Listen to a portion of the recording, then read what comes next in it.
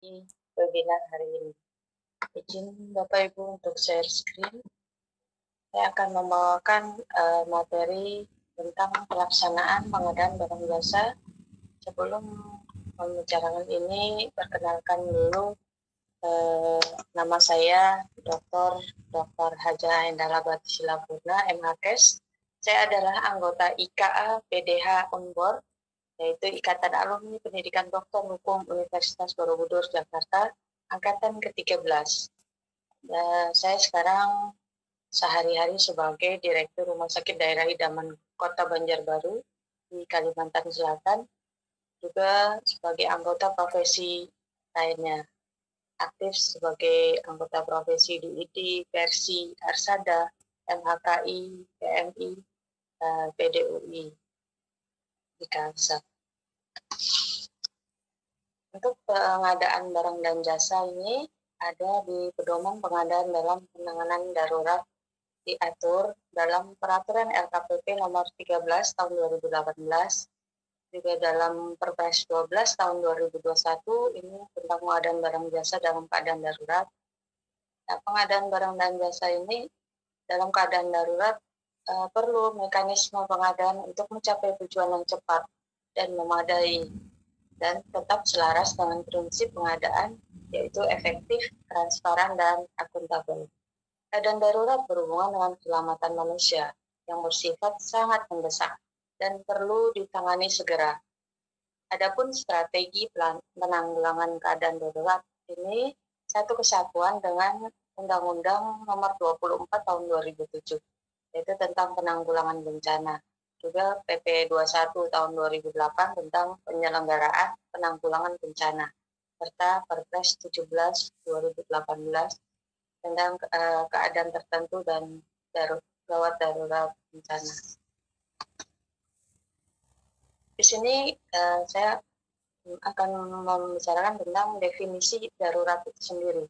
Di Undang-Undang Nomor 24 Tahun 2017, Pasal 1 Angka 19, disebutkan bahwa status keadaan darurat bencana adalah suatu keadaan yang ditetapkan oleh pemerintah untuk jangka waktu tertentu atas dasar rekomendasi badan yang diberi tugas menangani bencana. Selain itu ada di Perpres 17 tahun 2018 pasal 1 angka 1 disebutkan bahwa keadaan tertentu adalah di mana status keadaan darurat bencana belum ditetapkan atau telah berakhir dan atau tidak diperpanjang namun masih perlu tindakan.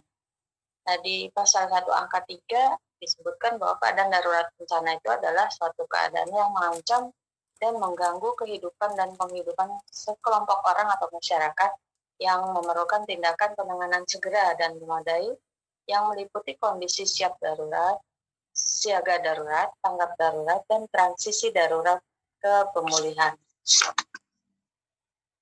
Adapun kebijakan darurat COVID-19 adalah yang pertama ada keputusan Kepala BNPB nomor 9A dan 13A tahun 2020 tentang status keadaan tertentu bencana wabah penyakit akibat virus corona di Indonesia. Yang kedua, Kepres 9 nomor tahun 2020 tentang gugus tugas percepatan penanganan COVID-19. Yang ketiga, Impres nomor 4 tahun 2020 tentang refocusing kegiatan, realokasi anggaran, serta pengadaan barang jasa dalam rangka percepatan penanganan COVID-19. Yang keempat, tentang keuangan dan review, ini diatur oleh Permendagri 20 tahun 2020 tentang percepatan penanganan COVID-19 di Pemda. Juga ada surat edaran BPKP tentang tata cara review TBC COVID-19 dan juga ada penghentian pengadaan barang jasa dana DAK fisik 2020.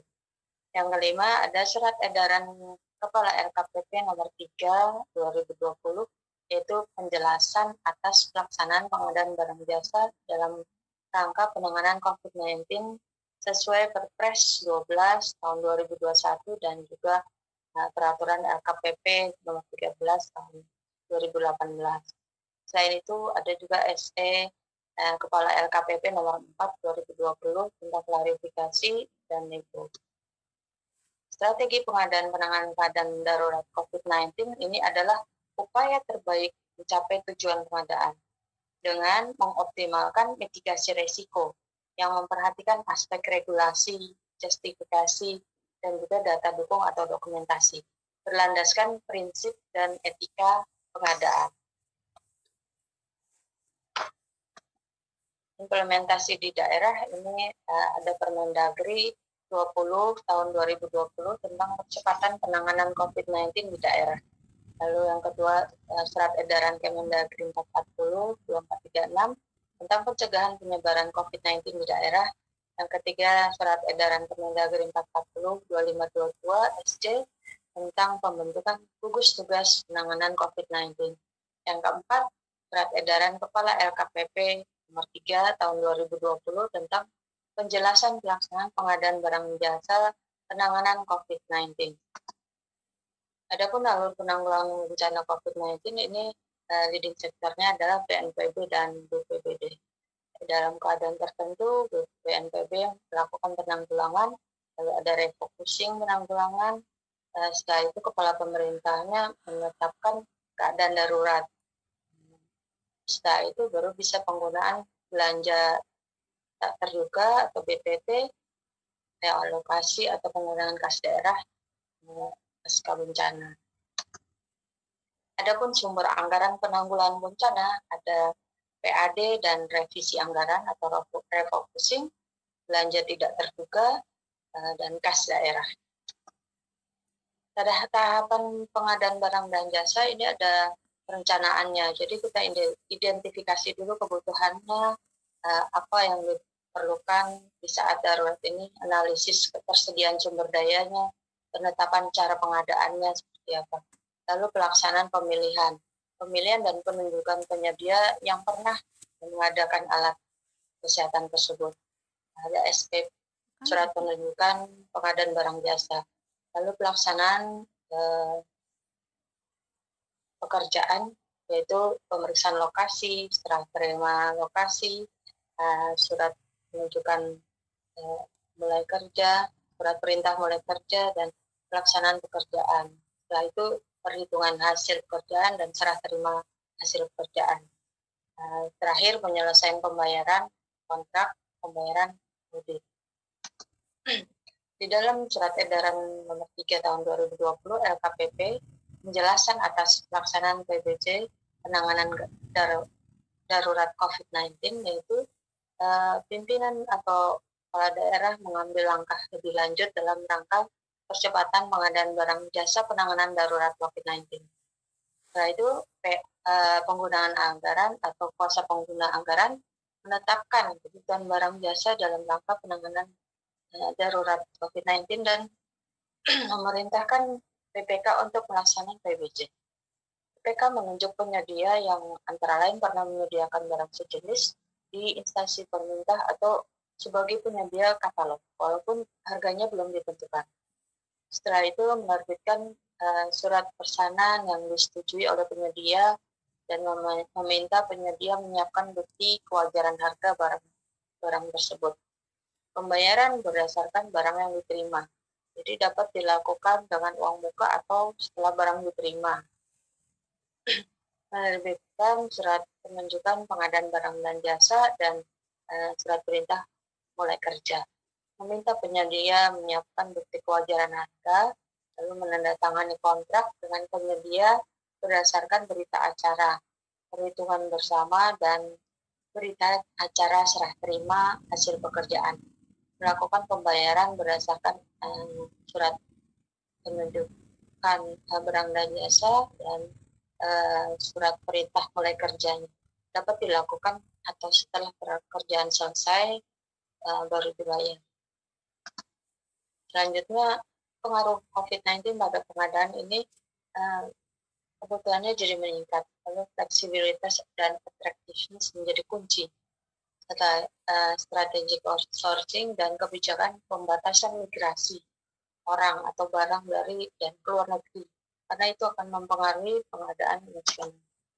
Permasalahannya di pengadaan barang dan jasa di rumah sakit di dalam keadaan darurat di masa pandemi COVID-19 ini yaitu kelangkaan nih. kelangkaan obat, alat kesehatan, APD, dan lain-lain. Distribusinya nih sering kosong. Misalnya pun ada, tapi tidak dapat memenuhi jumlah orderan, karena jumlah permintaannya meningkat. Dan misalnya ada, kita jadi rebutan. Ya.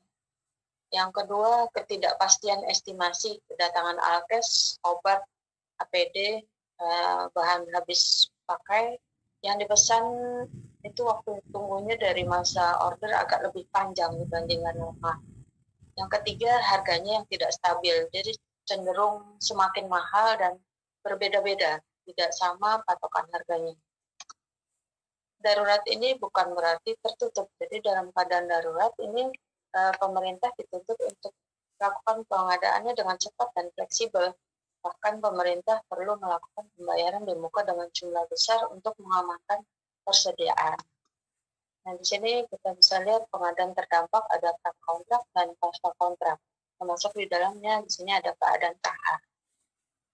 Jadi yang penting untuk solusi pada prakontrak dalam keadaan darurat ini perhatikan ketersediaan anggaran refocusing penanganan darurat.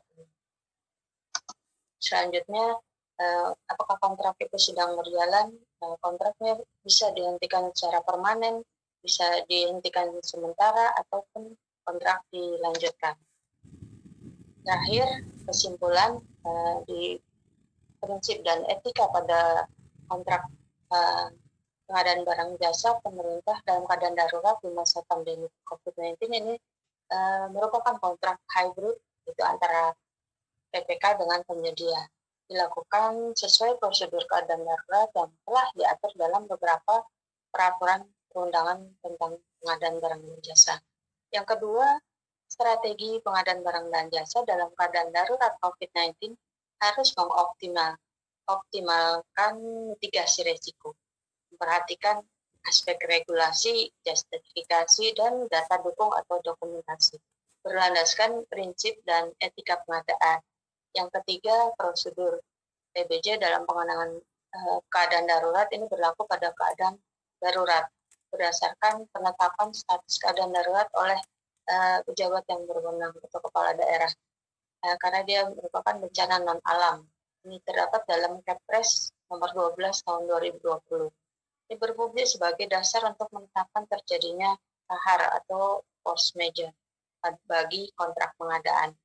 Yang keempat, pelaksanaan pengadaan barang jasa pemerintah harus sesuai dengan Perpres 12 tahun 2021 dan peraturan nomor LKPP nomor 3 tahun 2018.